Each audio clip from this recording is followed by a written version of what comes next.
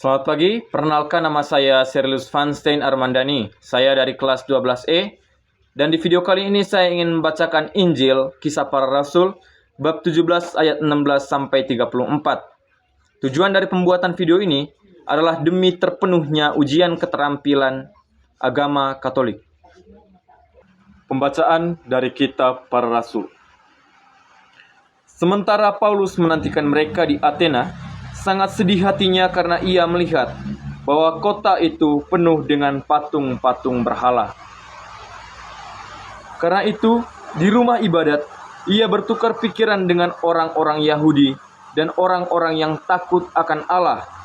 Dan di pasar, setiap hari dengan orang-orang yang dijumpainya di situ. Dan juga beberapa ahli pikir dari golongan Epikuros dan Stoa bersoal jawab dengan dia.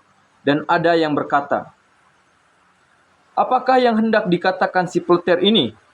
Tetapi yang lain berkata, "Rupa-rupanya ia adalah pemberita ajaran dewa-dewa asing.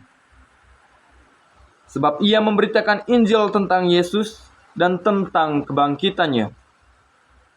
Lalu mereka membawanya menghadap sidang Areopagus dan mengatakan, "Bolehkah kami tahu ajaran baru mana yang kau ajarkan ini? Sebab engkau memperdengarkan kepada kami perkara-perkara yang aneh. Karena itu kami ingin tahu apakah arti semua itu." Adapun orang-orang Athena dan orang-orang asing yang tinggal di situ tidak mempunyai waktu untuk sesuatu selain untuk mengatakan atau mendengar segala hal sesuatu yang baru. Paulus pergi berdiri di atas Areopagus dan berkata, "Hai orang-orang Athena, aku lihat bahwa dalam segala hal kamu sangat beribadah kepada dewa-dewa. Sebab ketika aku berjalan-jalan di kotamu dan melihat barang-barang pujaanmu, aku menjumpai juga sebuah mezbah dengan tulisan, 'Kepada Allah yang tidak dikenal.' Apa yang kamu sembah tanpa mengenalnya, itulah yang kuberitakan kepada kamu.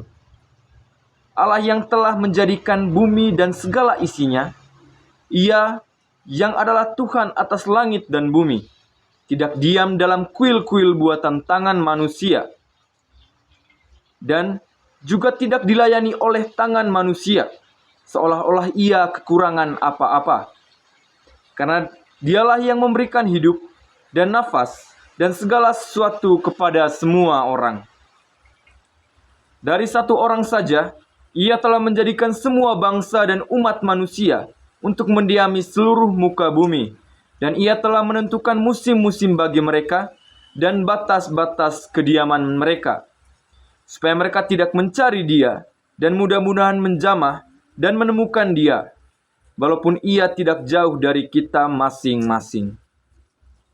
Sebab di dalam Dia kita hidup, kita bergerak, kita ada, seperti yang telah juga dikatakan oleh pujangga-pujanggamu.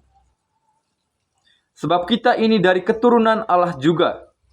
Karena kita berasal dari keturunan Allah, kita tidak boleh berpikir bahwa keadaan ilahi sama seperti emas atau perak atau batu ciptaan kesenian dan keahlian manusia. Dengan tidak memandang lagi zaman kebodohan, maka sekarang Allah memberitakan kepada manusia bahwa di mana-mana semua mereka harus bertobat. Karena Ia telah menetapkan suatu hari, pada waktu mana Ia dengan adil akan menghakimi dunia oleh seseorang yang telah ditentukannya. Sudah Ia memberitakan kepada semua orang suatu bukti tentang hal itu dengan membangkitkan Dia dari antara orang mati. Ketika mereka mendengar tentang kebangkitan orang mati, maka ada yang mengejek dan yang lain berkata, "Lain kali saja kami mendengar engkau berbicara tentang hal itu." Lalu Paulus pergi meninggalkan mereka. Tetapi beberapa orang laki-laki menggabungkan diri dengan dia dan menjadi percaya. Di antaranya juga Dionisius, anggota majelis Areopagus, dan juga seorang perempuan bernama Damaris, dan juga orang-orang lain bersama-sama dengan mereka. Demikianlah sabda Tuhan. Syukur kepada Allah.